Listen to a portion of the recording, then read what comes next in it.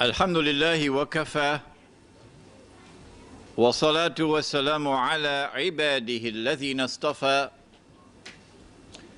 خصوصا على أفضلهم وخاتم النبيين محمد الأمين وعلى آله وصحبه أجمعين وبعد فأعوذ بالله من الشيطان الرجيم بسم الله الرحمن الرحيم ونزلنا عليك الكتاب تبيانا لكل شيء وهدى ورحمة وبشرى للمسلمين صدق الله العظيم. Surah An-Nahl of the Quran, and Allah subhanahu wa ta'ala declares, and we sent down the book, yani the Quran, on thee, O Muhammad alayhi salatu wasalam, that this book might explain all things. Did you hear that? That this book might explain all things. And therefore that this book might explain the strange economy around the world today, in which wealth no longer circulates through the economy, in which the rich are now permanently rich, forever and ever and ever, and the poor are now imprisoned in permanent poverty forever and ever and ever. This book will explain it. This book will explain that strange economy in which the rich grow ever richer and the masses around the world are now being imprisoned in a new slavery. This book will explain it. And in this book there is guidance.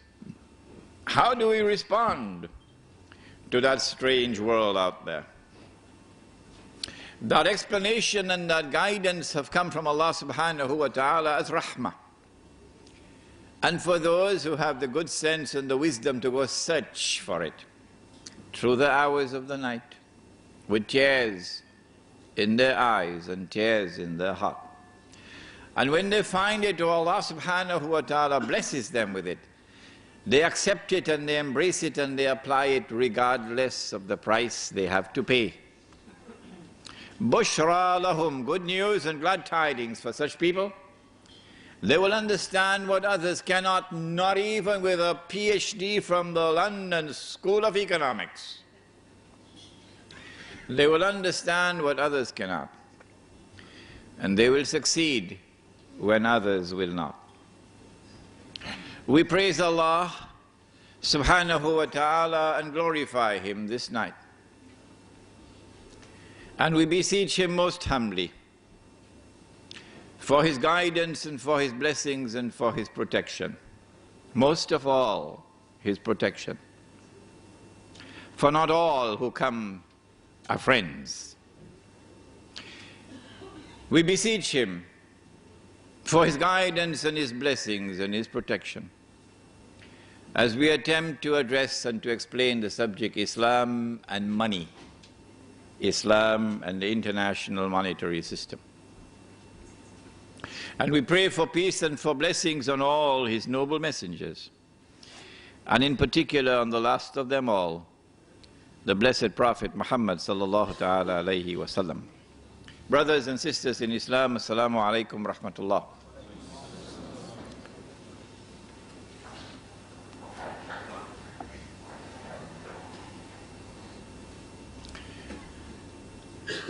Bilal radiallahu ta'ala anhu came to the Prophet alayhi salatu wasalam with a basket of dates or a sa' of dates and offered some dates to the Messenger of Allah sallallahu ta'ala alayhi wasalam. He looked at the dates and he said, Bilal, these are very fine quality dates. Where did you get them?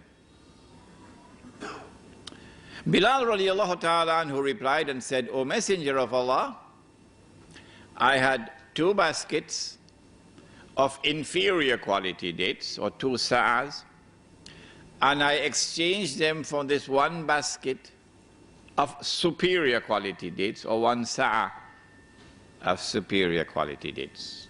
That's how I got them. Bilal, said the Prophet ﷺ, that was the essence of riba. Now this is terrible.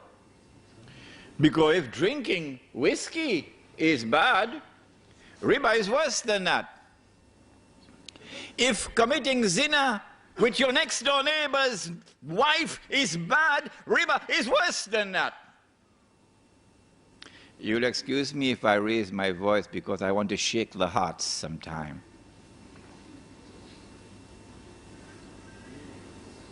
This is the essence of riba. Riba, we know, is lending and borrowing money on interest. When money is lent on interest, Allah declares, that is not business. He says, Ahallallahu al-bay'a wa harrama al-riba. Allah has made business halal and He's made riba haram. So now to understand why riba is haram, we have to find out, well, in what way are they different? Business and riba. The last man in the world to ask that question is a banker.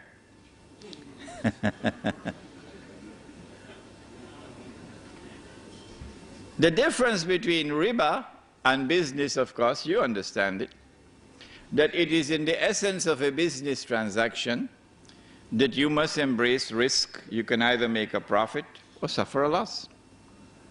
That's business. In riba, you don't have any risk. You either eliminate it or you immunize yourself from it by minimizing it. So you could only make a profit, regardless of the size of the profit, no loss. Well, what's the harm in that? The harm is that when you eliminate risk, Allah subhanahu wa ta'ala is now faced with a people who have shut the door. He told them, don't shut this door. If you shut this door, I will not open it. Inna Allah la yughayyiru ma biqawmin hatta yughayyiru ma bi anfusihim. Don't shut this door, because if you shut it, I'm not going to open it. Which door? The door to risk, where Allah subhanahu wa ta'ala can now cause some to suffer loss and others to get a gain. So He can distribute wealth and He can redistribute wealth so that wealth will circulate through the economy. But now when that door is shut, when an economy is based on riba, lending and borrowing on interest, the rich will now remain permanently rich and the poor will remain permanently poor. If you've still not understood, this book will help you. Took me 4 years to write it, The Prohibition of Riba in the Quran and Sunnah. And this one will help you to muster up the courage to read the bigger one, The Importance of the Prohibition of Riba in Islam. But there is another form of riba. If you meet a man coming to the market to sell his goods, and you buy his goods from him before he could enter into the market, and when he entered into the market, he finds out that he could have gotten a better price in the market, that's riba. Why? You exploited his ignorance of the market price to get a profit or a gain greater than that to which you were entitled. The Americans describe this with a very pretty phrase. They say, you ripped him off. That's riba. Namely, a transaction based on deception through which you get a profit or a gain or an advantage to which you are not justly entitled. Riba. Tonight, we're going to be spending some time on this second kind of riba. So the Prophet said, Bilal, this is the essence of riba. What you should have done what you should have done is to sell the 2 baskets. Don't look at me, don't look at him. Sell the 2 baskets of inferior quality dates and take that money and buy the 1 basket of superior quality dates.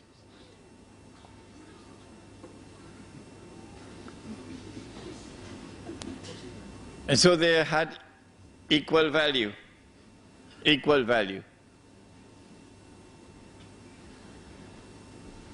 And so it was haram to exchange 2 baskets of dates for 1. It was riba.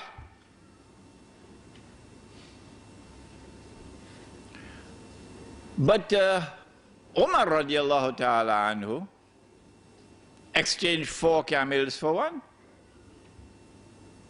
And that was not haram. Why was this haram and that not haram? And Ali radiallahu ta'ala anhu exchanged 20 camels for 1. These 20 may have been baby camels, and this one may have been a pregnant camel. And there was not haram. So the question we asked tonight is, why was it haram to exchange 2 baskets of dates for 1, and there was riba, but it was not haram to exchange 4 camels for 1 or 20 camels for 1?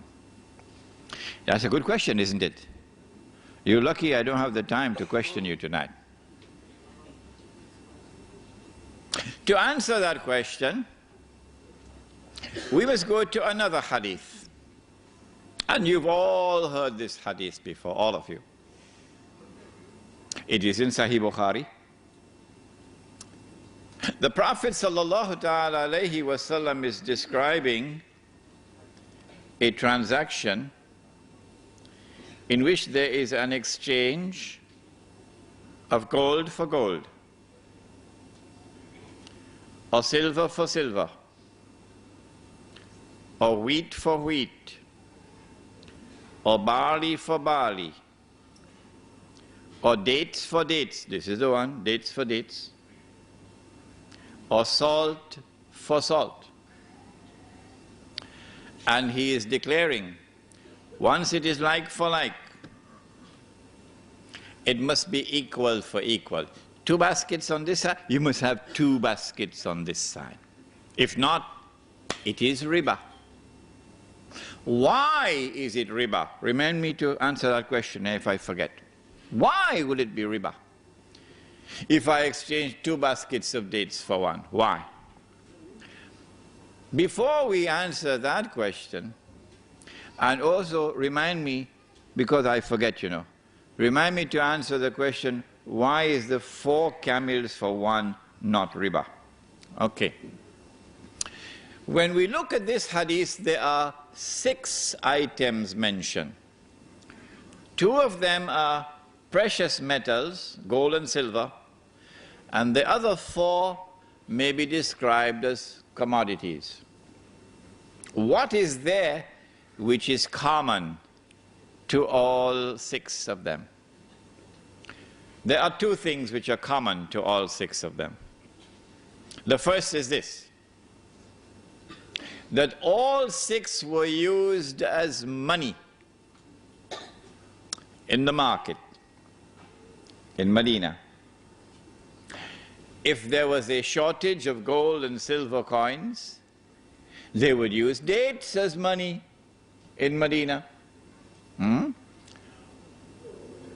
The second thing which is common to all 6, which the Prime Minister of Malaysia has only now understood, when the sun is already setting, is that in all 6,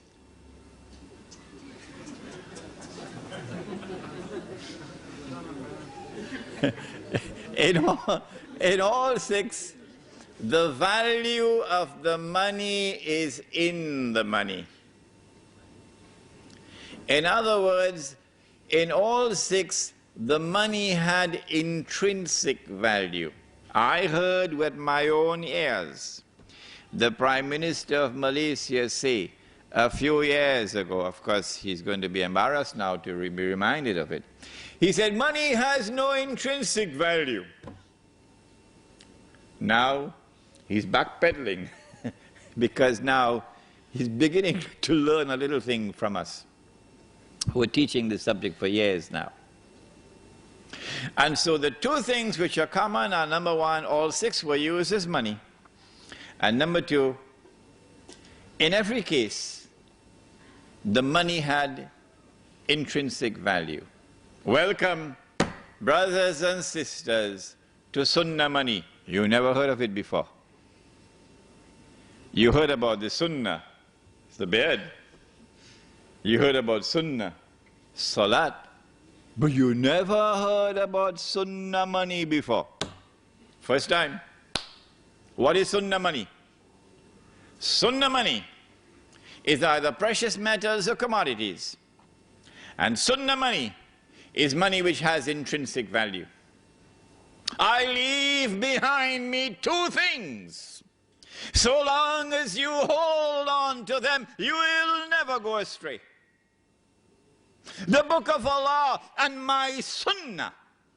And this is also his Sunnah. And we've abandoned it today. This is riba. We will explain to you how it is riba. We've abandoned what we had as Sunnah money and replaced it with riba. We'll explain to you how. But wait a minute. This money, which is Sunnah money, is it also in the Quran? I mean, did we abandon the Quran as well? Oh, that would be terrible. So let's go to the Quran and see. When Yusuf alayhi salam was in the well, you shaking your head? Okay, he was in the well. The travelers came, fished him out of the well, and they took him to Egypt and they sold him. Surah Yusuf. وَشَرَوْهُ بِثَمَنٍ بَخْسٍ دَرَاهِمَ مَعْدُودَةٍ.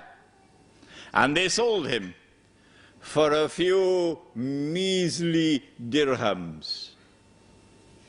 What is this word dirham? A dirham is a silver coin, precious metals. And then there is this ayah also in the Quran, in Surah Al Imran, where Allah subhanahu wa ta'ala addresses the double standards of the Jews. And remember, it is not Imran Hosein who is speaking, it is Allah subhanahu wa ta'ala. So if they want to arrest anyone, they're going to have to arrest Allah subhanahu wa ta'ala. Let him try to do that now. وَمِنْ أَهْلِ الْكِتَابِ مَنْ إِنْ تَأْمَنْهُ بِقِنْطَارٍ يُؤَدِّهِ إِلَيْكَ. And amongst the Ahlul Kitab, here it is the Jews, there are those who, if you entrust them with a qintar, 1,200 gold coins, it's about 350,000 US dollars. Could you kindly keep this for me safely? When you want it back, they will return it to you. Why? Because you're a Jew. وَمِنْهُمْ مَنْ تَأْمَنْهُ بِدِينَارٍ لَا يُؤَدِّهِ إِلَيْكَ. But amongst them there are those who, if you give him a dinar, a gold coin, could you kindly keep this safely for me? When you want it back, you can't get it back. إِلَّا مَا دُمْتَ عَلَيْهِ قَائِمَةً. The only way you could get back your gold coin, your dinar, is if you stand there and you pound them and you pound them and you demand it and demand it and demand it back. Why? ذَلِكَ بِأَنَّهُمْ قَالُوا. This is because they argue, لَيْسَ عَلَيْنَا فِي الْأُمِّيِّينَ السَّبِيلُ. We have no moral obligations to these ummiyun. We have no obligation to maintain an ethical standard with these ummiyun. Ummi, when we use the term, we understand it as one who cannot read and write, but when a Jew uses it, he uses it to mean one who is not a Jew.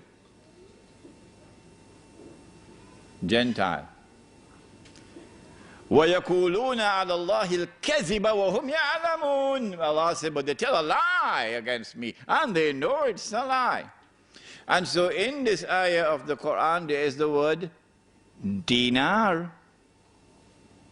So sunnah money is also money in the Quran. Dinar is in the Quran, dirham is in the Quran, and when Allah speaks of a dinar in the Quran, I can assure you tonight, in Giyc, he's not talking about a paper dinar. He's talking about a gold coin. Sunnah money is in the Quran. I leave behind me two things. So long as you hold on to them, you will never go astray. The book of Allah, and we've abandoned it. And my sunnah, and we've abandoned it.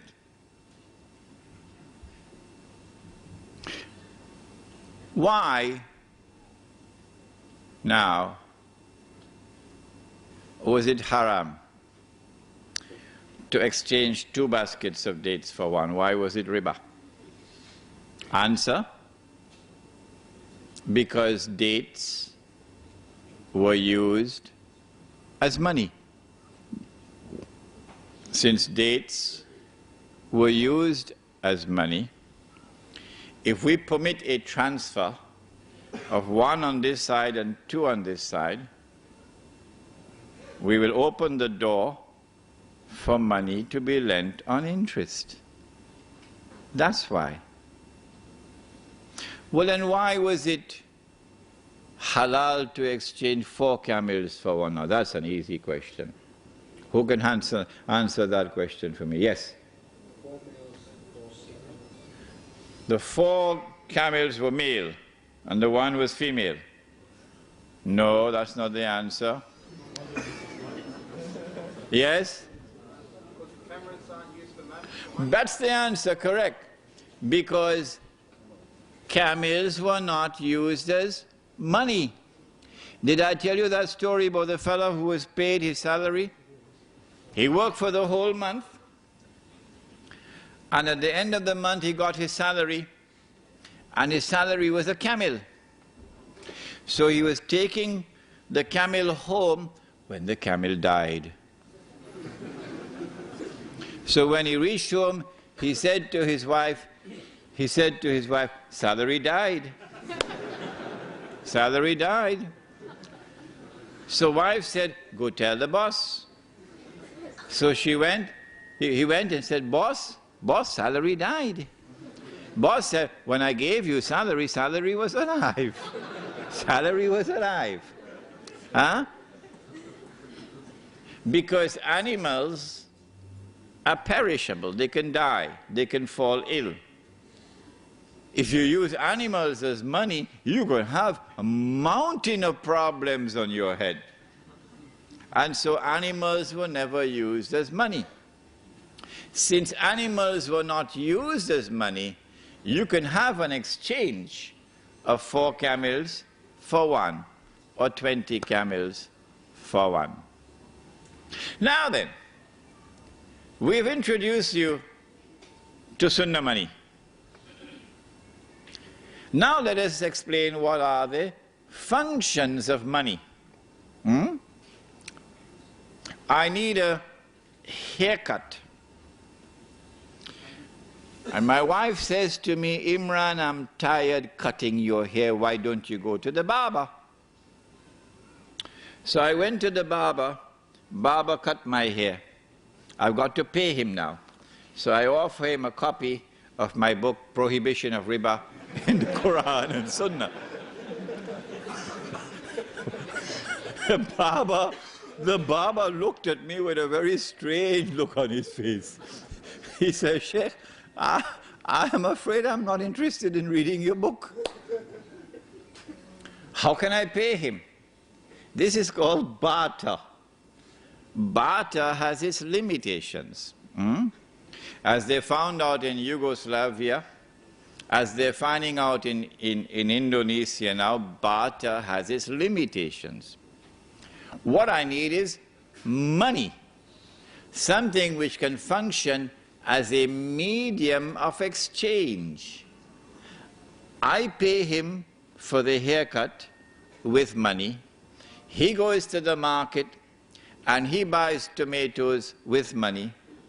That vendor comes, he buys my book, Prohibition of Riba in the Quran and Sunnah, with money. This is now money functioning as a medium of exchange. Allah subhanahu wa ta'ala, who created us with needs which cannot be satisfied except through buying and selling, must also have created money which can function as a medium of exchange.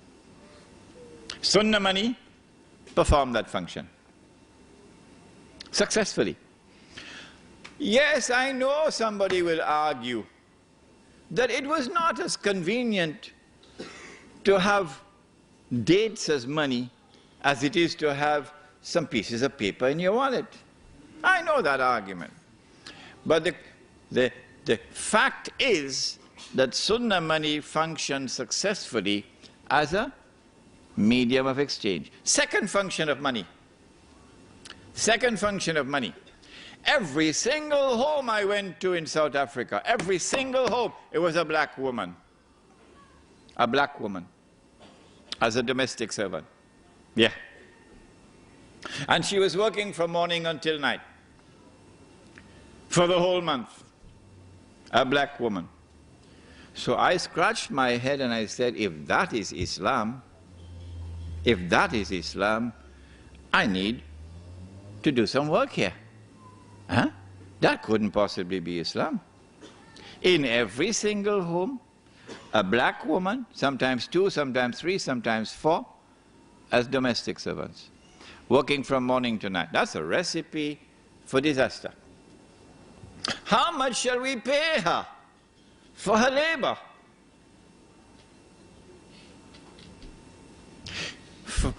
One of the functions of money now must be to be functioning as a measure of value. What is the value of the labor of that woman? She works for the whole month, and a unit which she understands is a bag of corn. They call it mealie, the staple diet of the African people in southern Africa. So maybe 40 bags of corn, maybe 5 or 10 she would use for eating, another 5 she'd use for clothing, another 5 she'd use for transport and so on. 40 bags of corn would be a measure of her value, of the labor. But then there's a third function of money. So long as we use Sunnah money functions successfully as a medium of exchange and as a faithful measure of value, so that she always got what would be a just wage. But there's a third function of money.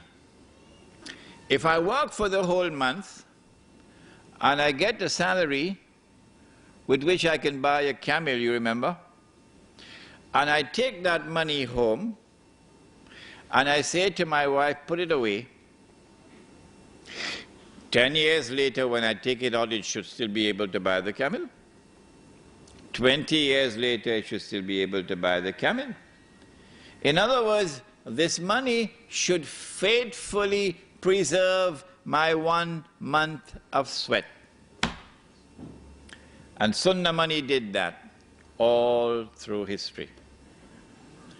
Now let me introduce you to something very sinister that occurred. In fact, it was more than something haram, it was riba. But the Prophet had said, sallallahu ta'ala alayhi wasallam, about the riba which would come with Dajjal. What did he say? He said that it will be as difficult to recognize it as it would be to recognize a black ant on a black stone on a dark night. I mean, you don't need a PhD from the University of New South Wales to recognize. The only man who can see that ant, the black ant, on the black stone, on the dark night, is the one who has some light. You don't need a PhD to understand that. Huh? Nobody else can recognize it. Nobody else, not even a PhD from Al-Azhar University. You cannot recognize it unless you have Noor. And guess what? It isn't sold in the stock market. Noor. يَهْدِ اللَّهُ لِنُورِهِ مَنْ يَشَاءُ. Allah guides to His Noor whomsoever Allah wishes to guide. Suddenly, strangely, something happened. Europe is empowered with a power which the rest of the world combined cannot match. If you think this happened by accident, you should go and buy a house in Disneyland. Yes, that's where you should go and live. Europe is empowered for the first time in its history with a power which the rest of the world combined cannot match. And Europe uses that power to attack the rest of the world and colonize it. If you think that happened by accident, go and live in Disneyland. When Europe colonized, it was something very sinister going on. It was made even more sinister because suddenly one day Europe started to withdraw. They call it decolonization. And as Europe decolonized, the natives now, they have something that they call, I don't know if you heard about it, independence. Huh? Independence. And they have a flag, and they have a national anthem, huh? And they have a hodgepodge of an army and so on. And then sometime in the middle of the night, they would have the lowering of the flag and the raising of the flag, and they'll be dancing and so on. And they say, we've got freedom. But the European will be hiding behind a mango tree and laughing his belly out. Look at these one-eyed fools. They think they have got freedom, that they drove Europe out. No, Europe withdrew for tactical and strategic reasons. But before Europe withdrew, decolonized, Europe planted some truly dangerous seeds. But the only way you could recognize those dangerous seeds is if you have Noor from Allah. Not just knowledge that you get from the books. That's important. Yes, that is important. But you need something more than that. The first seed that Europe planted, of course, I told you about it already in my lecture on Imam al-Mahdi and the return of the Khilafah. That it is in the essence of Islam that you must recognize Allah subhanahu wa ta'ala as Al-Malik, the one who possesses Al-Mulk, sovereignty. That's the translation for Mulk, sovereignty. But now Europe leaves behind a dangerous seed called the modern secular state. And the modern secular state declares, we no longer recognize Allah subhanahu wa ta'ala as Al-Malik. The state is now Al-Malik, sovereign. And that is shirk. And I explained to you the same thing about power, Al-Akbar, and the same thing about Al-Hakam, the one whose law is supreme. So go back to that lecture and you'll understand this.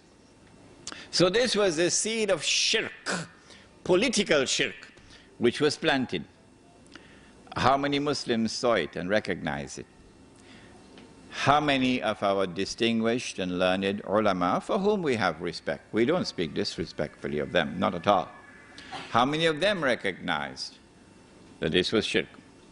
We even had ulama in politics. Yeah, ulama in politics. We even had Islamic movements becoming a political party and fighting in elections like everybody else. Still going on now. Incapable of seeing the shirk of the modern secular state. I told you about my arguments with Taliban, and I couldn't succeed in getting Taliban and its ulama to understand this point. But the second seed that Europe planted before withdrawing was the seed of transformation of money. Money was no longer going to be sunnah money, money which had intrinsic value, but rather we now have a new kind of money. It's paper money, and it does not possess intrinsic value. The value of the money is outside of the money. And so now I'm paid my salary in paper.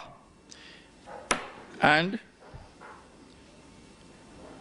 I am told, Imran, this is very convenient. You can put it in your yes.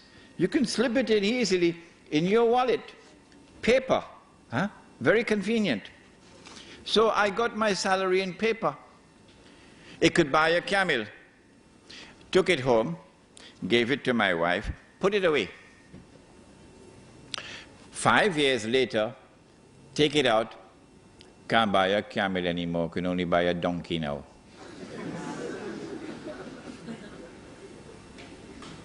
Did you hear that? Can only buy a donkey now.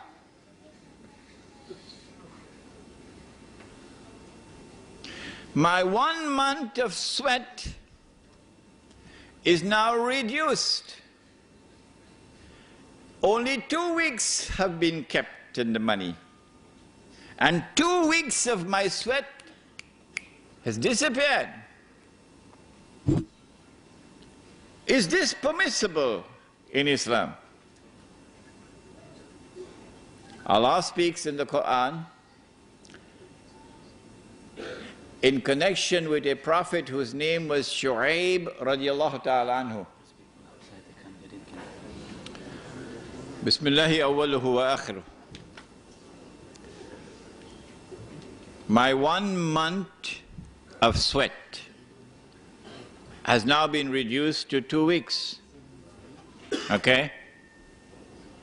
What does Allah say about this in the Quran? It's there in the Quran. It's there. But we don't notice it. The Prophet Shu'aib alayhi salam, and the market or the economy of the people of Shu'aib alayhi salam is a corrupted market. There's a lot of ripping off going on in this market. And Allah subhanahu wa ta'ala responds to it in the Quran, and He declares 3 times in the Quran. Listen to the words. وَلَا تَبْخَسُ النَّاسَ أَشْيَاءَهُمْ. Do not do this. My 1 month is now reduced to 2 weeks. Do not diminish and make less the value of people's property, people's labor, etc. That is haram. And so this money, which is losing value, is by the definition of the Quran haram.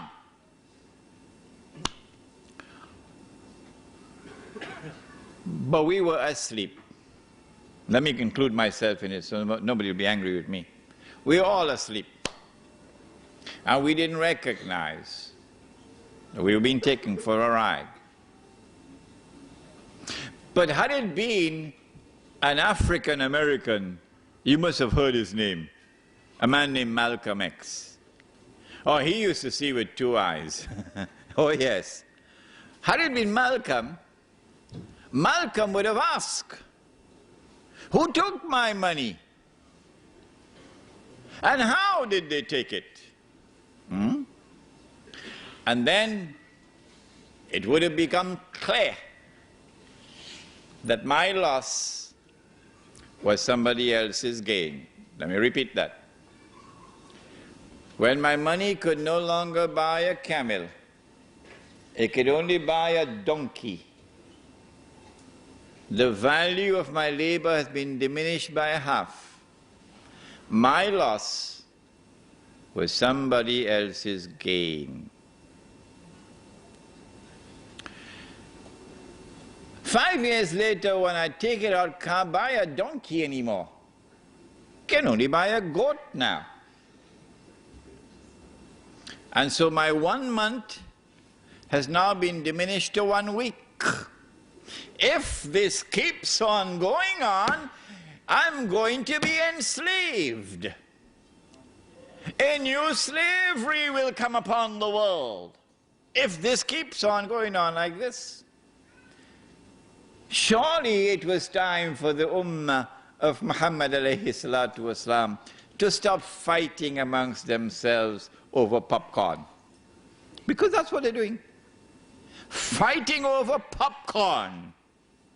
While this massive betrayal of Islam is taking place, and we are blissfully ignorant of it. That's the price we pay when we only have scholarship, but no nur. 5 years later, when you take out that money, can't buy a goat anymore. You only buy chicken and chips. That's where Indonesia is now. That is where Indonesia is now, chicken and chips. That's where Turkey is now, chicken and chips. Yes. And still we're fighting over popcorn. If you're 17 years of age tonight, son and daughter, this lecture is for you. They've been fighting over popcorn while the slavery has come upon us. The Indonesian rupiah is now trading at about 10 to 11,000 rupiah to $1 US. And you'd want to know, well, why is the relationship, the value of the money always linked to the US dollar? We'll explain to you that tonight. When the Indonesian rupiah collapsed 3 years ago, dramatically, there was nothing wrong with the Indonesian economy. The International Monetary Fund or the World Bank just 2 or 3 months earlier had given a clean bill of health to the Indonesian economy. Nothing significant had changed in that economy when George Soros and company attacked. And the banking centers around Indonesia attacked. Singapore, let's put it into the record tonight, is one of them. The Indonesian rupiah collapsed overnight. It was trading, I think, about 8,000 and it fell to 20,000 within a matter of 1 week. And more than a half of the population of Indonesia were instantaneously reduced to poverty. There is such massive poverty in Indonesia today that the country is riddled with violence. And our sisters, or let's put it, my sister and my daughter and my mother must now sell her body for $1. It's very cheap now, $1. Yeah, it's happening while those fellows are fighting over popcorn. What about Turkey? It's not by accident that Indonesia was attacked. It's not by accident that Turkey was attacked like this. Because the Indonesian is different. He's a warrior, he's a fighter. He'll give his life for Islam, the Indonesian.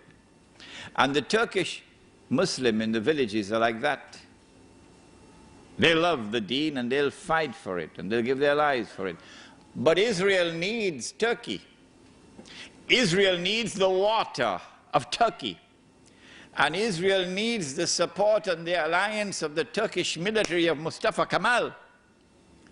So in order for the military to take control of the country, and in order for Israel to get that supply of water from Turkey, you've got to enslave the Turkish masses. So do you know what is the value of the Turkish lira now? At what is it trading? Do you know?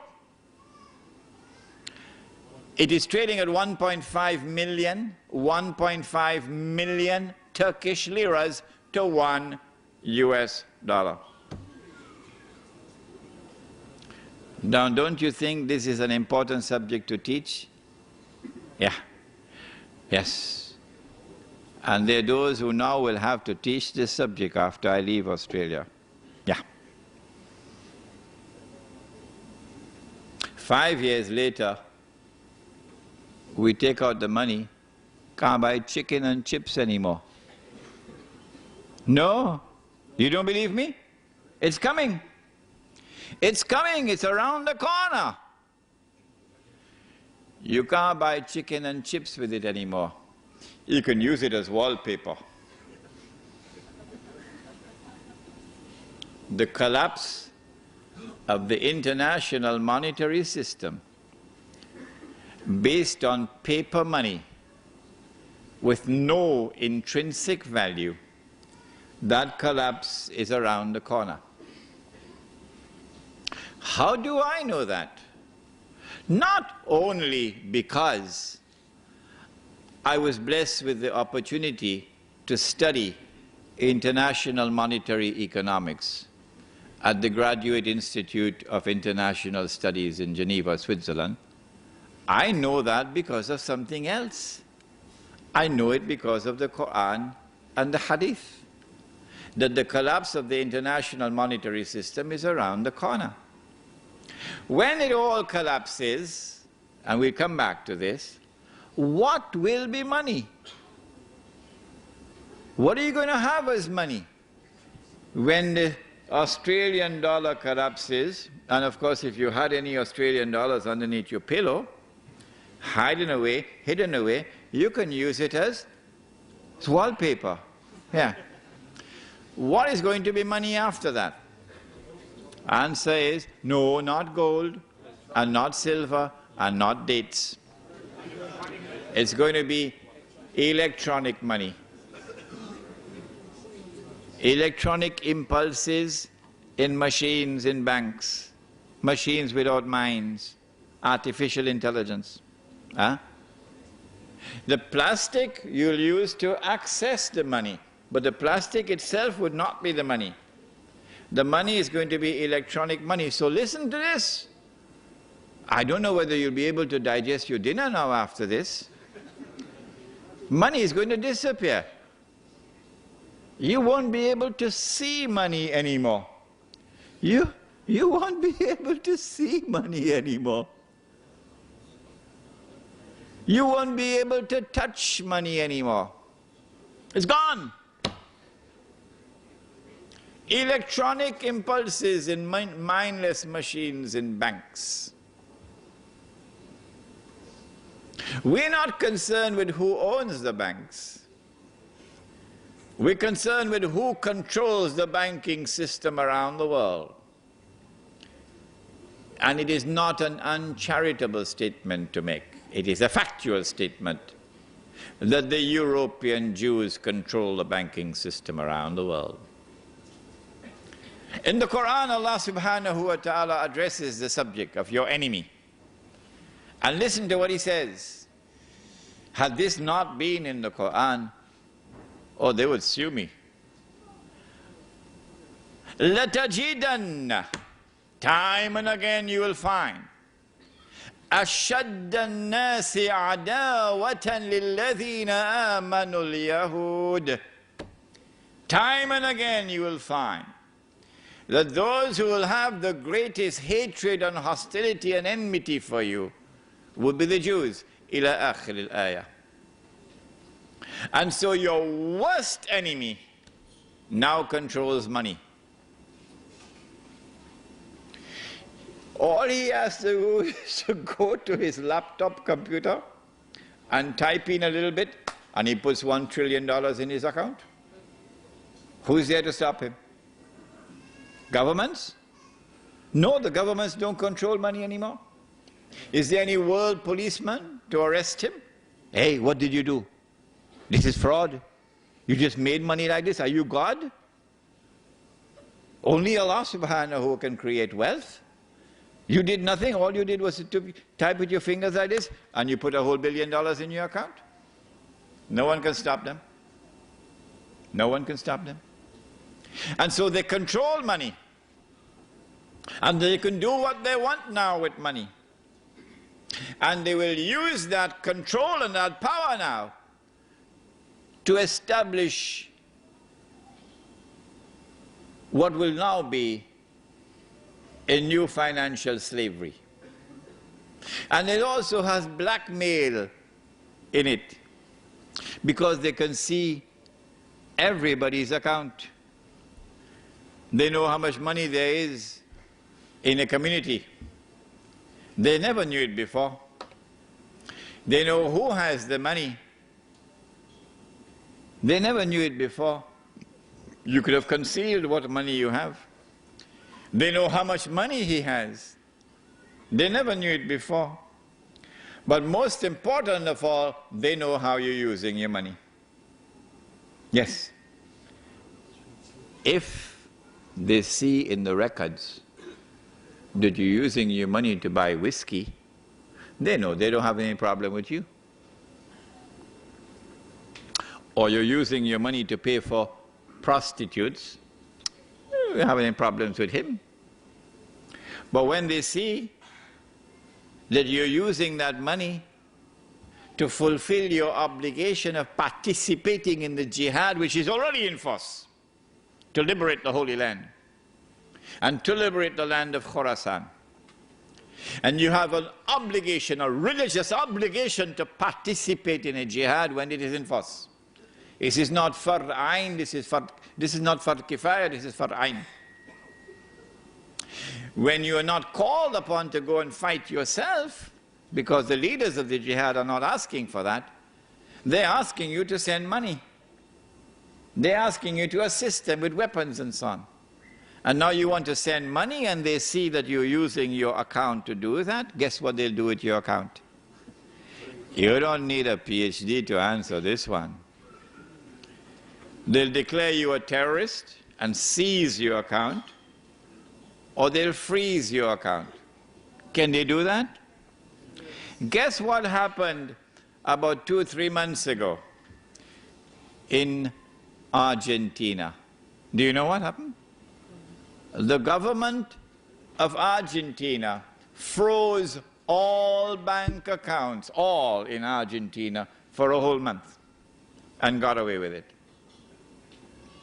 And the Jews have a tremendous stranglehold over the Argentinian economy. Powerful influence over the Argentinian economy. This is what happened. And so we have a very dangerous future lying just around the corner. And woe unto a people who have eyes but cannot see. Woe unto a people who have ears but they cannot hear. Woe unto a people who have hearts but they cannot understand. The grave danger which is around the corner, Allah says of such people, who have eyes but they can't see, who have ears but they can't hear, who have hearts but they cannot understand. He says of such people, أُولَٰئِكَ كَالْأَنْعَامِ, they're just like cattle. بَلْ هُمْ أَضَلُّ, rather they're worse than cattle, they're more misguided than cattle. How did this happen to us? What is the plan and the strategy of the enemy who has brought this upon us? When did this all start? Paper money started essentially like a check. You write a check, huh? Yeah, you want a BMW, you write a check for the BMW. Provided, of course, that you have money in the account, then you can get the BMW, write a check. But you took the BMW and you're driving down the road, and when they went to cash the check, you got no money in your account. This is called fraud. You'll be arrested, put in jail. You're writing a check and it cannot be cashed because you have no money in your account. That's fraud. This check will have validity if the check can be cashed for value. Then it would be halal. This is how paper money started. It started in Britain, the island of Tamim-ud-Dari. Yes. The British created something called the Bank of England in the 17th century. And towards the end of the 17th century, the Bank of England issued the first paper money. And I've seen it myself. The picture of it is written exactly like a check.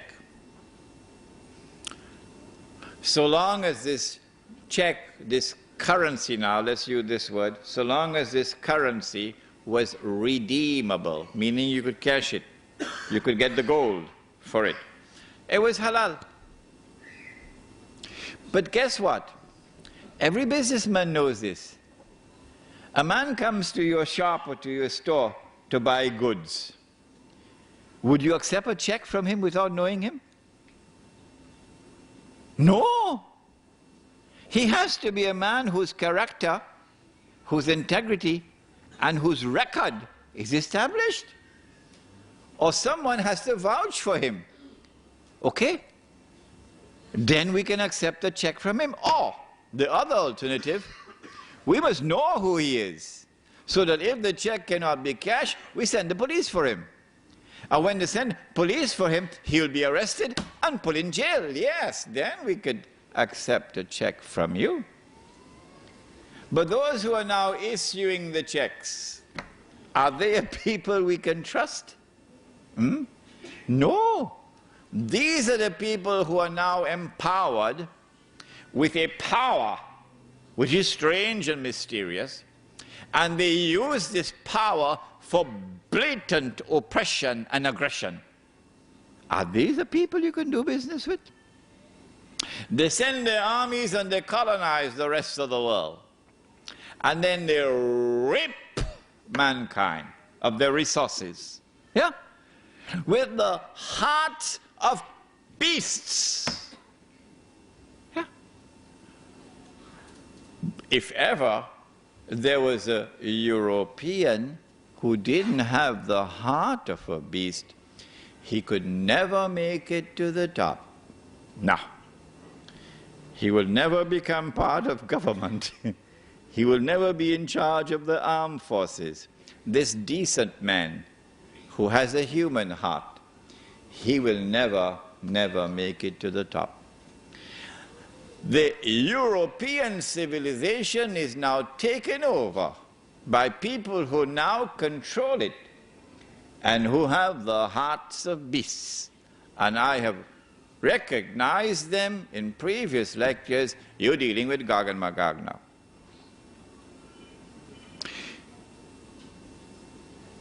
Stage 2 occurred after the end of the Second World War. Very interesting things happened before that, but I don't want to keep you here until 11 o'clock, so let's cut out part of it. You can get it in this book here, Prohibition of Riba in the Quran and Sunnah. And let me go straight to the end of the Second World War. The European powers who were victorious, they now called an international monetary conference and invited the rest of the world to attend. It was held in a place in upstate New York called Bretton Woods. And there were Muslim countries present. Saudi Arabia was there. It was held in 1944. And out of the negotiations of Bretton Woods emerged the Bretton Woods Agreement, which created a new international monetary system. Two important things were agreed upon at Bretton Woods. Number one, prepare yourself for it. Not all checks can be cashed. Only one check. Which one? The US dollar. Only this currency can be redeemed for gold at $35 an ounce. So this is halal. But all the rest of the paper money in the world are now checks which cannot be cashed. You could exchange them for the US dollar, check for check, but you cannot cash them. That's the first agreement at Bretton Woods. And so now it's plain. This system is 99% haram, only 1% halal. That is the US dollar, which the US government has promised that if you come with US dollars, we will convert it for you to gold at $35 an ounce. We gave our word to you, and we will keep our word, and we put it on the US dollar. Did you see it? In God we trust. Ever saw it? The second thing that came out of the Bretton Woods Agreement was that not every individual can take his US dollars to have it converted into gold, redeemed. No. Only governments, only central banks can do it, not individuals. So are we not a part of the market? This system is now 99.9% haram. It is only 0.1% halal, meaning that a government can go to the United States and say, here are US dollars that we have, we want you to redeem it for gold at $35 an ounce. You gave your word, now keep your word. So 0.1% halal. This is the Bretton Woods Agreement. And it lasted from 1944 until 1971. Some of you, I believe, must have been born already by 1971. In 1971, September 1971, the British government, island of Tamimudari, the British government came in one Friday evening to Uncle Sam. Uncle Sam is the US government, and said, Uncle Sam, we got $3 billion US dollars here. We want to cash these checks. You promised on the Bretton Woods, you promised to do it. $3 billion US dollars to be redeemed into gold at $35 an ounce. Suddenly, Richard Nixon couldn't digest his food anymore. Why? Because he had written more checks than he had money in his account. If I did that, or Sheikh Faiz did that, they would arrest us. But who can arrest Uncle Sam? If he gave the gold to Britain, then Monday morning, who is going to be at the front of the line? Saudi Arabia. Because they got a mountain of checks for all the oil they've been selling. And they will say, if the British wanted the gold, we better go and do it quickly. But Uncle Sam didn't have the gold to redeem all that US dollars. So Uncle Sam retired to Camp David, Richard Nixon. And then on Sunday, he addressed the world and he said, we gave our word, but we don't have to keep it. And so the Bretton Woods Agreement collapsed in September 1971. After the collapse of the Bretton Woods Agreement, the world of paper money is now 100% haram. Surely the world of Islam would recognize that. Surely the ulama of the world of Islam would recognize that. But no, it was not to be. Illa masha'Allah. It was not to be. Between 1971 and 1973, an ominous thing was happening. From $35 to an ounce, it started to move to 36, 37, 38, 39, 40. And by 1973, it had reached 40. In October 1973, the war took place with Israel. And King Faisal, for whom we always say rahimahullah, imposed an oil boycott on the United States. You remember? And then all the Arab oil-producing states, they also joined in the oil boycott. Guess what happened to the US dollar? It collapsed by 400% overnight, from 40 to 160. Why? I ask this question, why? Because of an oil boycott. Why should this happen? And then on the 15th of January 1980, the same thing happened again. Iran had had a revolution, and the Iranian people took control of their oil. More than that, they were threatening to export their revolution into the Gulf, where the oil is located. And then at the end of December 1979, the then Soviet Union invaded Afghanistan and took over the country. And Wall Street knew the reason why. Wall Street knew that the Soviet Union has done this because of fear of the threat posed by the revolution in Iran. And so Wall Street had their greatest fears confirmed. And on the 15th of January 1980, the US dollar collapsed to $850 to an ounce of gold. So we ask the question, why did this happen? There was no economic cause to explain it. None. The US economy was the largest economy in the world. Oil accounted for only 4% of the US economy. And the United States had enough oil underground to meet most of its own domestic needs. The United States preferred to keep its oil underground and get oil from Saudi Arabia and other countries, because this oil which was kept underground became a strategic reserve. And the oil that they got from Saudi Arabia was free of charge. You didn't have to pay for it. Did you hear that? Huh? Did you hear that? It was free.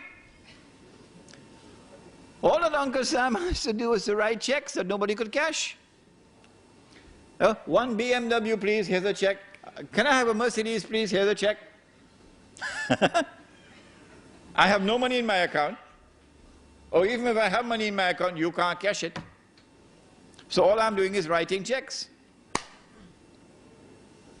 And that's how they're buying the Saudi oil, with US dollars, which cannot be redeemed. They're just like checks which cannot be cashed. Well, then why did the US dollar collapse? There's only one answer. Only one answer. Only one. And that is that Wall Street knew what even our distinguished and respected ulama did not know. Wall Street knew that this entire international monetary system was fraudulent, batil,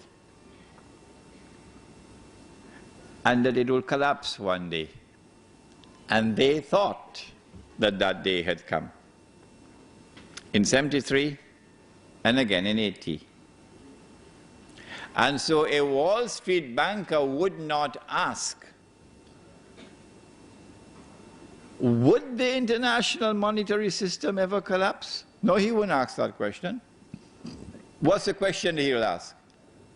When would it collapse? That's what he would ask. Since 1980, something strange has been happening. And that is that there has not been any more collapses. The US dollar, in relationship to gold, has remained fairly stable for 22 years now. The price of the US dollar, the value of the US dollar in relation to gold, has been moving between, say, $250 and $400, up and down, okay? But no collapse. Why is this happening? The answer is, those who have constructed this system, those who are preparing to bring down this system, and to then take absolute control of the world of money as part of the means through which they will now rule the world. Rule the world. And the golden age would be said to have come back again. And so the Messiah must be here. They're the ones. For that subject, of course, please read this book, Jerusalem in the Quran. It'll explain that subject. What they did was to control the price of gold. Can you control the price of a commodity? Yes, if you can establish what is called a monopoly. Then you can control the price of a commodity. The Prophet ﷺ cursed the one who establishes a monopoly. In the late 19th century, when diamonds were discovered in southern Africa, the Jews were behind the diamond industry, the European Jews. And they wanted to take control of the diamonds, and they wanted to maintain the high price so that the price would not lower. So what they did, they used, of course, a British as the front man, so that Jewish face would not be up front. His name was Cecil John Rhodes. Cecil John Rhodes.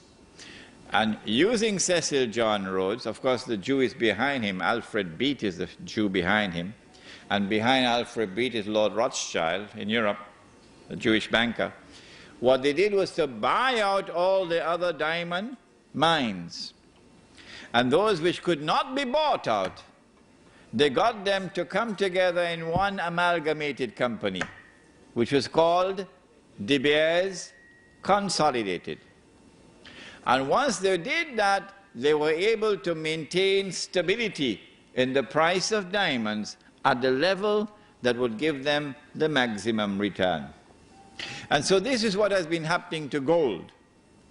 Not for the purpose of keeping the price high, no. For the purpose of keeping the system from collapsing. We don't want it to collapse on its own. We want to bring it down when it will be in the interest of the State of Israel. That's where we are today, brothers and sisters. This is the history of what has happened since the first paper money was issued. The attack on America on September the 11th is the opening rounds. I have warned you time and again. The opening rounds of the countdown, which will witness the transfer of power from one ruling state to another, from the United States of America to the State of Israel. How does Imran Hosein know this? Where does he get this knowledge? Brother, the hadith is there. We've used it as the cover of this book. Sure, you can differ with me, I have no problem with that if you differ with me, that I have interpreted the hadith in the way that I have, and you are uncomfortable with it. Fine. Well, what are you going to do when Israel becomes the ruling state of the world? You'll remember me on that day, yes? Yeah. Imran was right. He interpreted the hadith correctly. Part of the process through which the Jews will take control of the world is the attack with money. This is riba. With the value of the money collapsing, going down lower and lower, she was working, you remember, for 40 bags, the black woman. And then the white South African government was slapped in the face by the US Congress in 1988. Why? Because the white world order, they don't want to look bad. And this was an eyesore in South Africa. So they wanted to get rid of this apartheid because it was embarrassing them. So they slapped economic sanctions on South Africa in 1988. And then the South African rand collapsed. It was 1.9, it went to 3 rands to the dollar. And the woman who was working for 40 bags of mealie meal or corn, she's now getting 20 bags. Huh? And then when the black government gave way, the white government gave way to the black government, 91 or 92, the South African rand had some color consciousness in it. Because as soon as the black government took power, it dropped from 3 rands to 6 rands. Strange things happening, eh? And then when September 11 took place, 2 aeroplanes hit 2 towers, and the South African rand thousands of miles away fell from 6 to 9. And so she was working for 40 bags of mealie meal. And then it went to 20, and now it went to 10. And then about a month or 2 ago, I don't know, it reached up to 12 rands to $1 US before the South African government established a commission inquiry to find out where is this thief. And who is the thief? And so this is riba.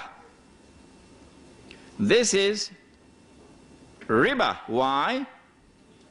Because of the verse of the Quran, وَلَا تَبْخَسُوا النَّاسَ أَشْيَاءَهُمْ وَلَا تَبْخَسُوا النَّاسَ أَشْيَاءَهُمْ.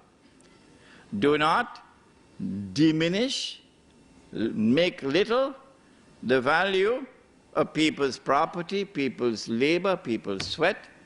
It's haram. It is riba because of the hadith. If you rip off somebody, then that's riba. This is a rip-off. When the moment is appropriate, the US Congress has declared that Jerusalem must be recognized as the capital of the state of Israel. Of course, Bush can make a lot of noise. It doesn't make any difference. This is naturally going to cause tremendous anger even amongst those governments in the Arab world who shine Mr. Bush's shoes for him. Even they will become angry. And then Israel launches a missile in Gaza and kills about 12, 14, and injures about 110. Any country in the world today which had done that, the matter would have been in the UN Security Council already. The whole world would have been debating it. Send an army in this country.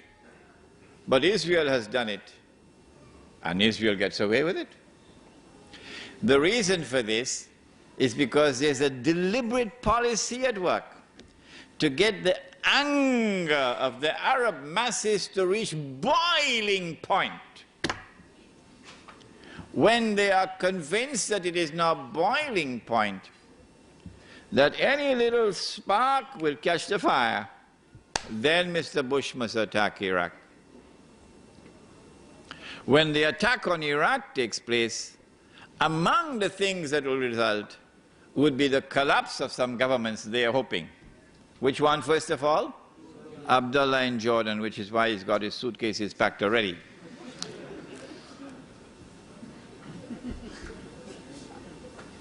The West, which controls the media around the world, will now use the media for a crusade, media crusade, declaring that the world of Islam is now rising up to cut the throats of the Jews. The Jews are now faced with the most perilous moment in their history. I told you 2-3 nights ago, I said this is going to be drama worthy of Hollywood when it happens. And there will be even Muslims who are going to be convinced by it. Huh? It is at that time when the world is looking to Israel. What are you going to do? You've got to do something. Otherwise these Muslims are going to cut your throat. It is then that Israel says, okay, we're just launching a preemptive strike. But it's not going to be a preemptive strike. It is going to be the war which has already been planned long, long ago. It's going to be a lightning strike with the use of a military power unmatched in history. Dazzling war, it's called. And they will seize the oil of the Middle East. And the territory of the state will expand. Maybe that will be the knock which will bring down the whole system, monetary system. When the US dollar collapses and the rest of the world of paper money collapses, the United States can no longer function as the ruling state in the world. I anticipated, I said to you, that the International Monetary Fund and the World Bank would then disappear. That was a mistake on my part. No.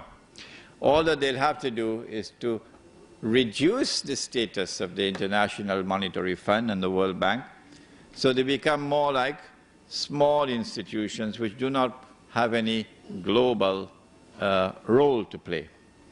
And power will now shift from Washington to Jerusalem. And now Israel will rule the world. I have used the hadith that when Dajjal is released, he will live on earth for 40 days, one day like a year, one day like a month, one day like a week, and the rest of his days like your days. To explain that the first day, it is Britain, which is the headquarters of Dajjal, using the hadith of Tamim Udari. But I said, this is my opinion. You're free to disagree with me. But if you want to disagree with me, close the door. You can't leave. No, you can't leave. If I'm wrong, you're going to tell me what the right answer is. The island of Tamim Udari. If it is not Britain, tell me which island it is. Then I said, if Britain is the island, in a day which is like a year, then a day which is like a month, it's the United States of America. And then a day which is like a week, be the state of Israel. And at the end of that would come a day which is like our day, so he'll be in our dimension of time. So now he appears, he's a Jew, he's a young man, he's powerfully built, he has curly hair, but I say nothing about his eyes. Why? Because when he sees with one eye, this symbolizes external vision. When he's blind in the other eye, this represents internal blindness. So no one can understand Dajjal.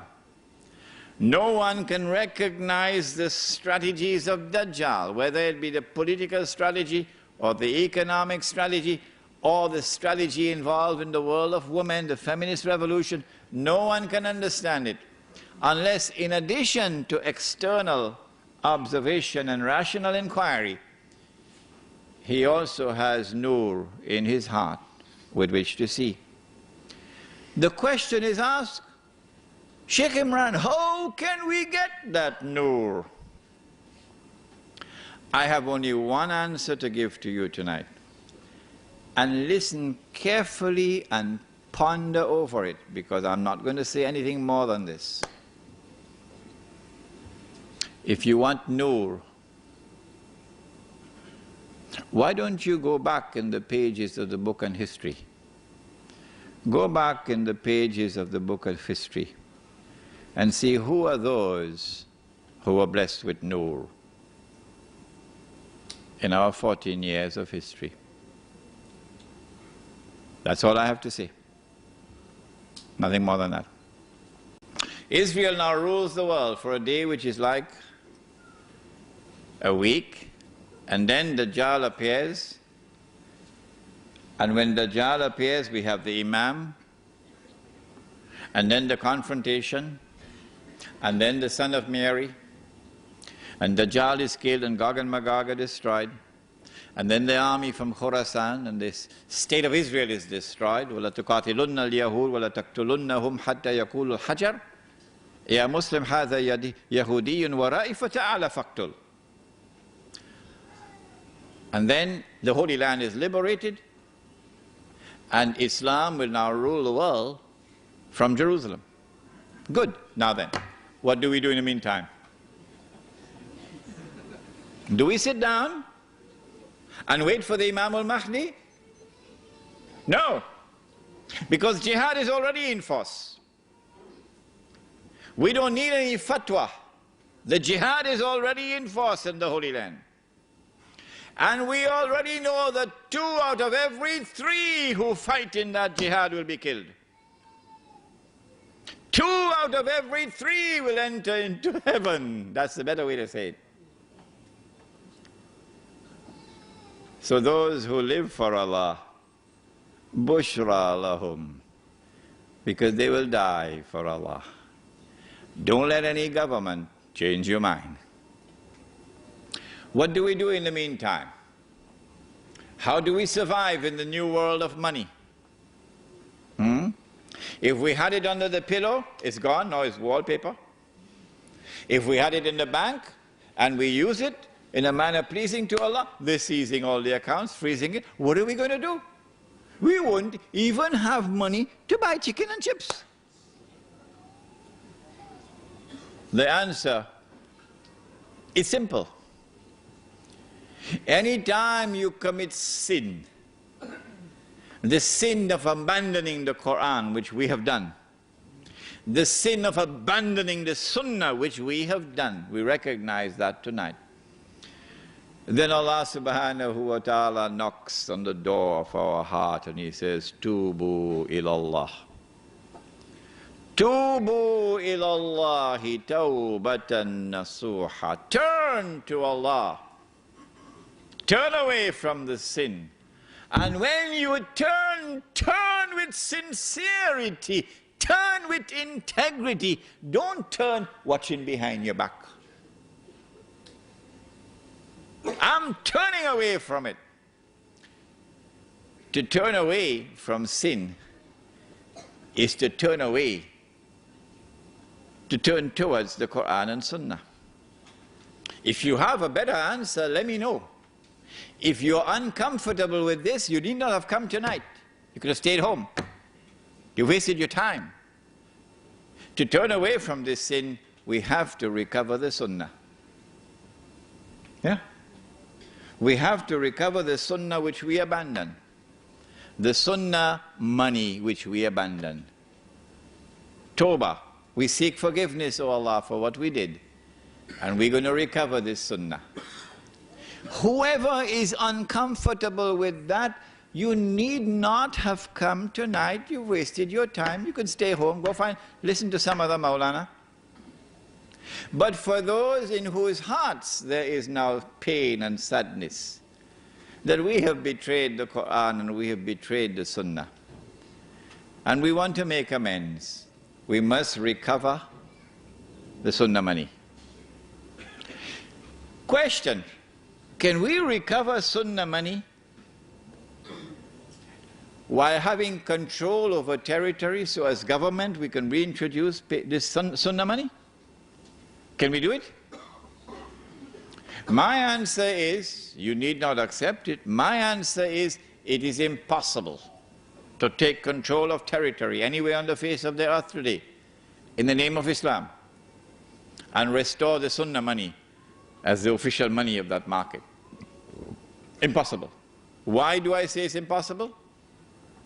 Because I have interpreted the Quran and Hadith to the understanding that those who today control the world are the world power of Gog and Magog. You differ with me? Fine. Go ahead.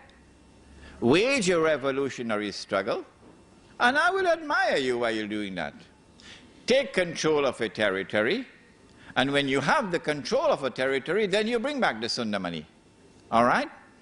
Now then, if you agree with me that it is not possible to restore the Sunnah money at the level of state and government, is there any alternative? The answer is the macro option is not available, the micro option is available. And that is the Muslim village. If you go and find land where land is cheap and where there is water, and you build a village which is small and does not threaten the state, no. And in that village you have a market. In that market you bring back the Sunnah money. Okay, we're doing it in Indonesia, in the island of Java, and we have a shortage of gold and silver coins. What are we going to use as money? Rice, of course, rice. Okay, we're building the Muslim village in Durban, outside of Durban, in Natal, in South Africa, and we have a shortage of gold and silver money. What are we going to use as money? Sugar. Can we use mangoes? No, we can't use mangoes. Sheikh, your money is rotting. Your money is rotting, Sheikh. No. And so if we have a shortage of gold and silver, we can use commodities. But listen to the hadith with which we'll end, because I've spoken already on the Muslim village, and inshallah I'll be writing on this subject. When in Cape Town in Ramadan, I hope I can finish it. Inshallah. The Prophet said, alayhi salatu wasalam, that the river Euphrates will uncover a mountain of gold, and every 100 who fight for that gold, out of every 100, 99 will be killed. And every one of the 100 will be saying, I am the one who will be saved. He said the believers must not touch that gold. There's a second hadith, and you will find these are hadith in this book, the prohibition of riba in the Quran and Sunnah. He said that the earth will vomit from its liver columns of gold and columns of silver. And so there's a massive amount of gold and silver that is going to come. He said that the Messiah, when he comes back, Isa alayhi salam, and the Imam, will be sharing wealth. You think it's paper dollars? What kind of money they'll be giving? US dollars? Oh, you must be joking. No, Sunnah money. Sharing wealth to such an extent that a man who wants to give zakat or give charity can't find anybody who would accept it. This is the tomorrow which is coming for those who hold on during this darkest hour of the night. Allah says in the Quran, فَلَا تَهِنُوا, do not give up, do not despair, do not throw in the towel. وَتَدْعُوا إِلَى السَّلْمِ, and go and make some kind of a patchwork arrangement with those in control. You scratch my back, I'll scratch yours. No. وَأَنْتُمُ الْأَعْلَوْنَ, when you should rather be making that effort which will give you that power with which you will have the upper hand over them. وَاللَّهُ مَعَكُمْ, and in that struggle, Allah is with you, not with them. وَلَنْ يَتِرَكُمْ أَعْمَالَكُمْ, and Allah will not allow your effort to be in vain. We pray that Allah subhanahu wa ta'ala may bless all those who tonight make tawbah and commit themselves to the struggle to recover the sunnah money. Before we end, I want you to sit down. Our sisters have complained in the previous nights they never had a chance to go to buy the books and the videos and so on. So tonight, if it is possible, please allow the sisters to go while the question and answer session is going on. So sisters, you all can go now, and if you want to buy any books, you can get them now. Please sit down, please sit down, please sit down. All right, secondly, this here has a very nice history. This is a CD. This is a CD of the book Jerusalem in the Quran. It's not an audio, it's not a video, it is the book itself that you read. There's an Egyptian brother, a beautiful Egyptian brother in Kuala Lumpur, who lost his job. He has a wife, he has 2 children. And we got some money, and my wife took that money and gave it to him. Take this money and buy the empty CDs. Put the book into the CD form as an electronic book. He did that. I said, okay, now I'm going to get this CD sold for you, and whatever money we get, we bring it back for you. Because sometimes he doesn't have money to even buy milk for his children. These CDs are still there. If we can get them all sold out tonight, I'll be so happy, because I can take this money to that brother in Kuala Lumpur and hand it to him. ربنا تقبل منا إنك أنت السميع العليم وتب علينا يا مولانا إنك أنت التواب الرحيم برحمتك يا أرحم الراحمين. If you have any questions, please keep sitting while the sisters are doing their purchases. If you have any questions, send the questions up.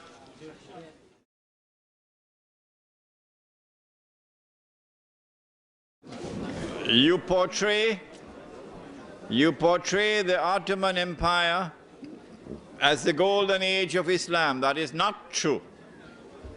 I do not do that. What I did was to say that the institution of the Khilafah survived until 1924, even though the seat of the Khilafah had become Mulukiya or monarchy. I never said that the Ottoman Empire represented the golden age of Islam. This is not correct. Why are Muslims and even muftis and shuyukh so vociferous and so vocal about interests and the banking system, and yet they are themselves the first in the key for government grants, for funding, for child allowances, for spouse allowances, for school funding, and a lot. Let me quote a hadith.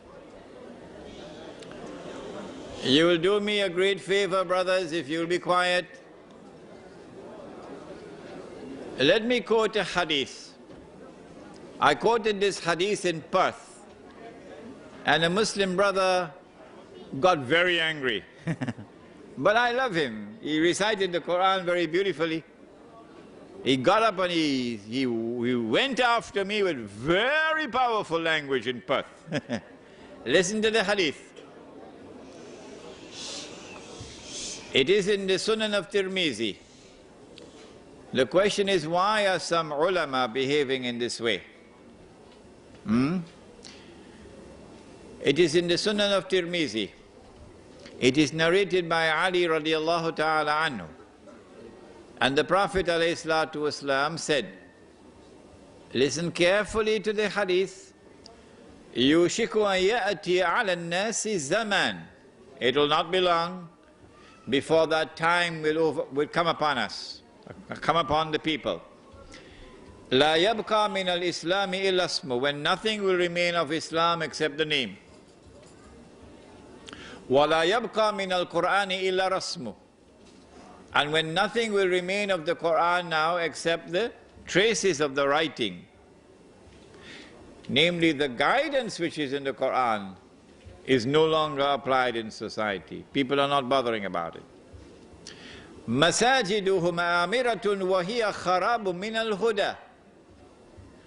When that time comes, then those people amongst whom nothing now remains of Islam except the name, their masajid would be 5-star. You know what's a 5-star masjid? But totally devoid of guidance. Those people. Not all. Ulama'uhum.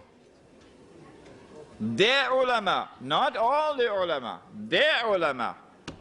Ulama'uhum sharrun nasi mimman tahta adim as-sama. Their ulama would be the worst people beneath the sky. Min indihim takhrujul fitna wa fihim ta'ud. They will be the centers of fitna, a test and a trial for a people, corrupting the people. And so, if you share with me the belief which I have, that we are living in that age today, it is now absolutely imperative for us to seek to make a distinction between those who are the true ulama and those who are now the worst people beneath the sky. Islamic banking systems and projects seem to fail in Pakistan, South Africa, elsewhere. Even the Saudis are now borrowing from the IMF. Is there no way for Muslim billionaires, princes and sultans to bring the true Islamic banking to the masses? I have already spoken on this subject. The Prophet ﷺ prophesied that we would follow those who came before us, step by step. And even if they were to go down into a lizard's hole, he said, we will follow them into the lizard's hole. So they asked, O Messenger of Allah, who are you talking about, the Jews and the Christians? He said, who else? The Jews, long before this, established this banking system which today we call Islamic banking. What Islamic banks are doing around the world is lending money on interest and disguising it as a sale. Yes, I have explained in other lectures how this so-called murabaha operates. I don't think it's necessary for me to repeat it here tonight. Oh yes, we have the videos at the back on the subject of riba, which will explain to you how what they call murabaha is not murabaha, it's false. It is riba, but it's not riba through the front door. It's riba through the back door.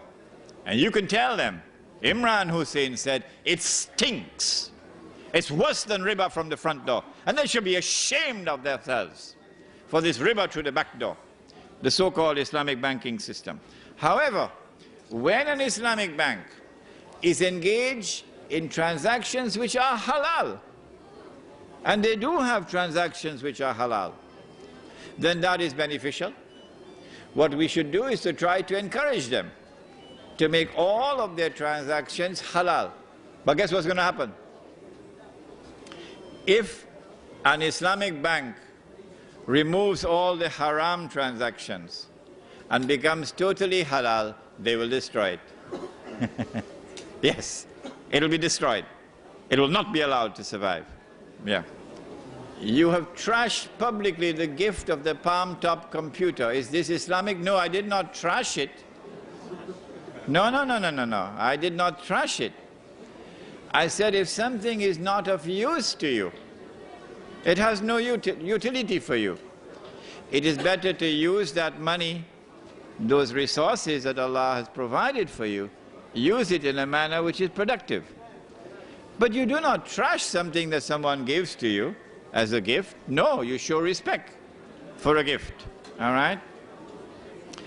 The people in Cape Town who are known for their hospitality would be ashamed to hear you mock and make fun and laugh at their way of life, their homes and their mosques, and you say that you're going back to Cape Town to apologize, I hope? No.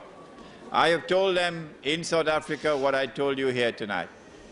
Yes. It is not an Imran Hosein with double standards, no. I have found a lot of Islam in South Africa. I have found a Muslim community in South Africa in which I have very great pride. Much better Muslims than I have found in many other parts of the world in South Africa. However, I have said to them that it is something extremely dangerous to have a black woman as a domestic servant in every home. Extremely dangerous. That it will be in your interest to try to build a multi-racial fraternity in a Muslim village, where the black and the white and the brown and the yellow will live as a family. And the South African Muslim community has responded positively to that. And there are many now who are actively trying to establish the Muslim village in South Africa, which will bring all the races together as one family. If this is not done, then there is very grave danger awaiting the Muslim community in South Africa. Can we restore the Sunnah money individually in our daily businesses? My opinion is no. What can we do right now about using Sunnah money in today's society? The only answer that I have is that you cannot do it at the macro level. The only possible response that can succeed is the micro level, and that is the Muslim village with a Muslim market. This is the only response I'm capable of. But if now that you have been taught the subject, if you have a better response, please share it with me in an email.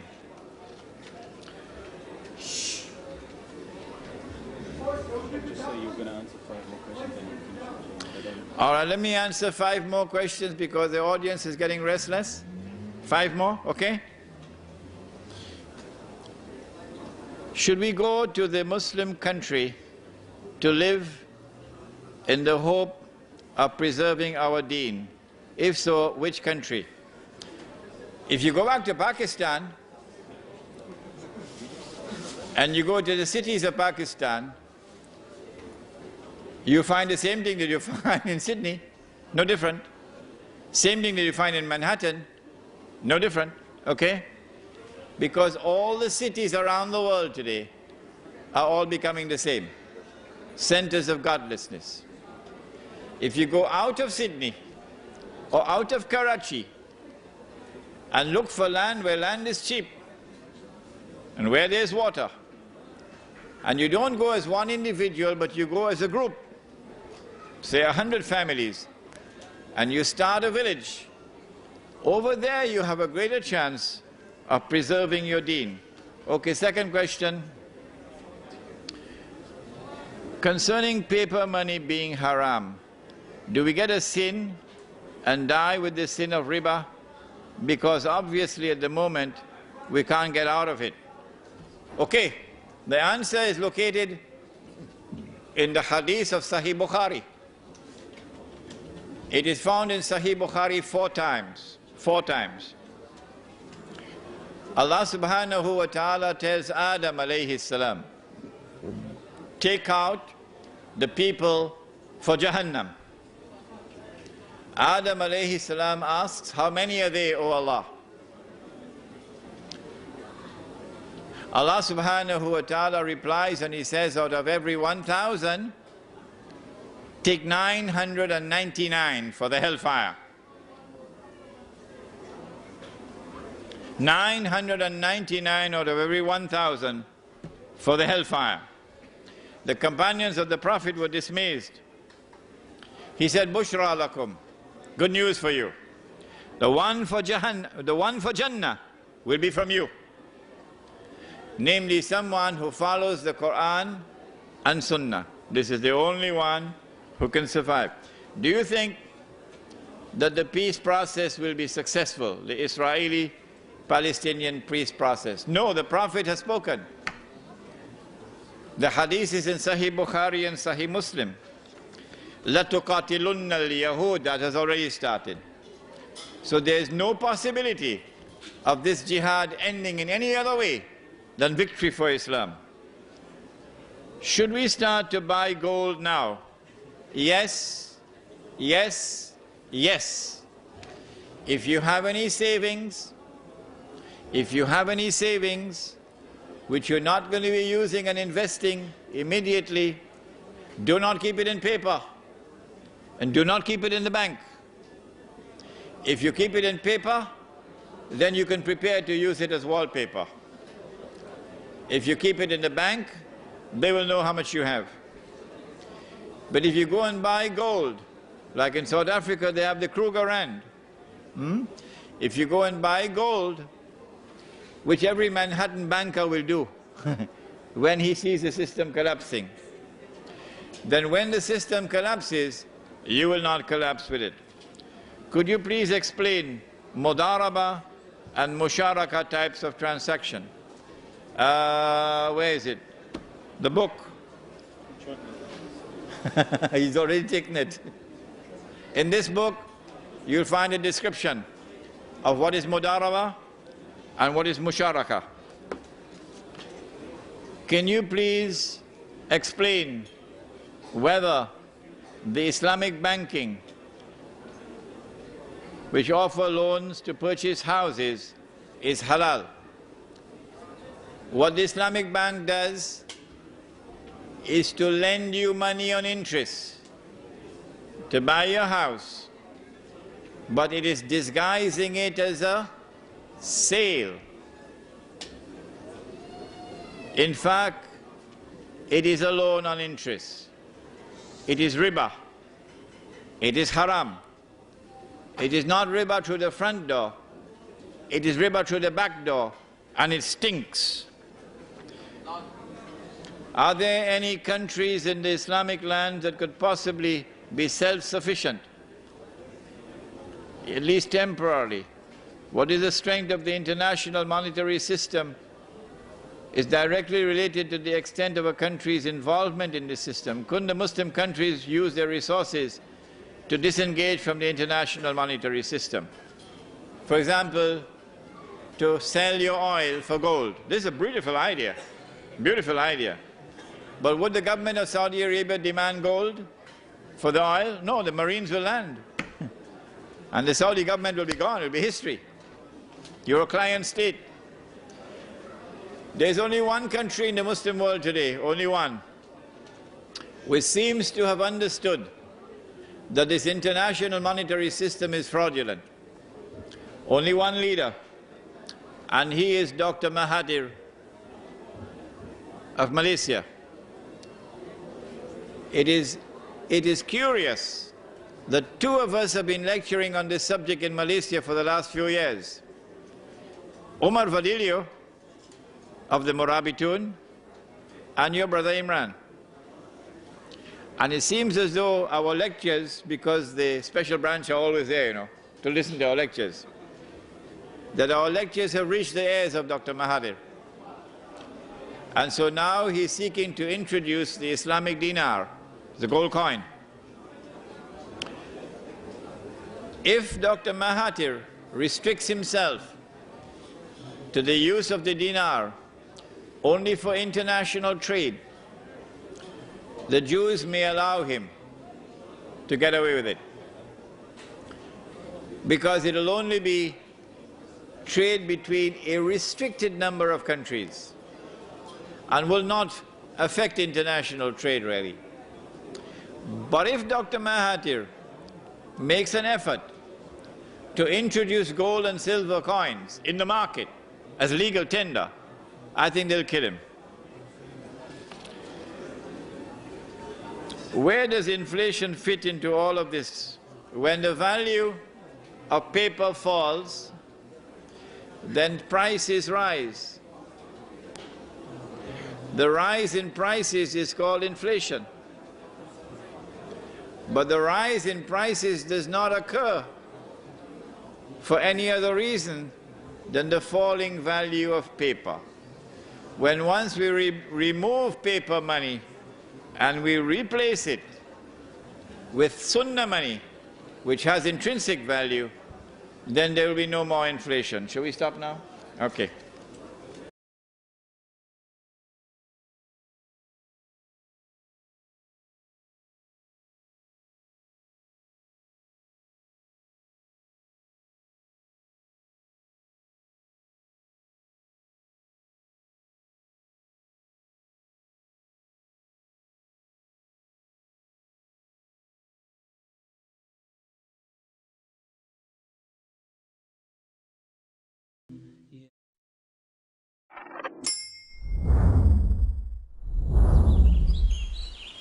One Islam Productions, an Islamic film studio established in Australia, is dedicated to producing films for all Muslims.